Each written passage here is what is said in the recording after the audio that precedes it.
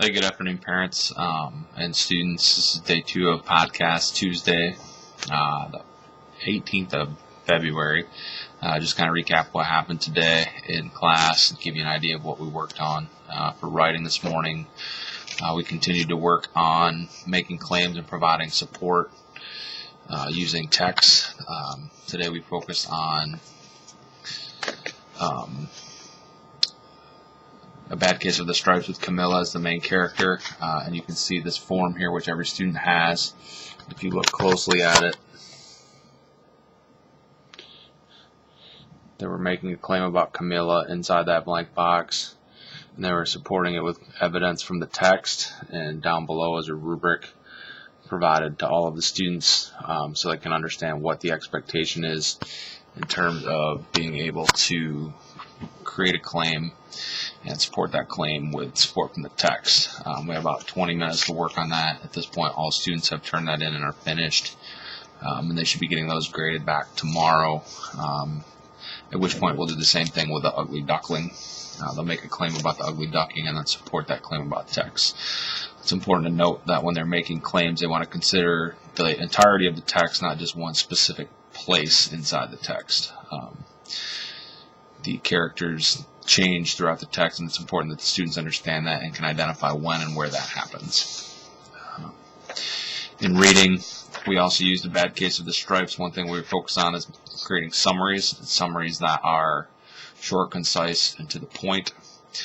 They sequence the most important events, and they identify theme inside the summary. Again, we provided the students with a paper. You can see here, title of the text, a summary of the text, and then when we have read The Ugly Duckling and A Bad Case of the Stripes, the last two boxes are the similarities and differences provided in the text, and each student has one of those as well. We'll continue to practice with books that are more familiar to the students, and once they have the skills and concepts under control, then we'll let them go with their self-selected books.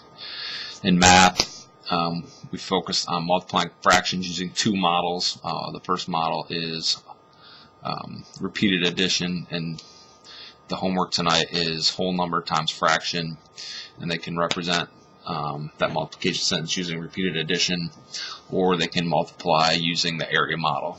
The area model is just drawing a whole unit, splitting that unit into the appropriate parts. For example, if the number sentence was 3 times 1/8, they would draw a whole unit, split that unit into eighths, and then shade in 3 1/8 for a total of 3/8. Or they could identify 3 times 1/8 as 1/8 plus 1/8 plus 1/8 and get a total of 3/8. Just kind of give you an idea of what we covered today.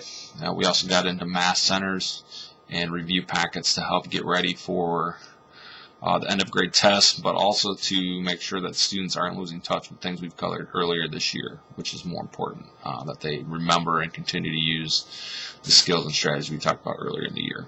If you have any questions, feel free to check out the blog, drop me an email, or send a note with a student. Otherwise, we'll look forward to talking to you tomorrow.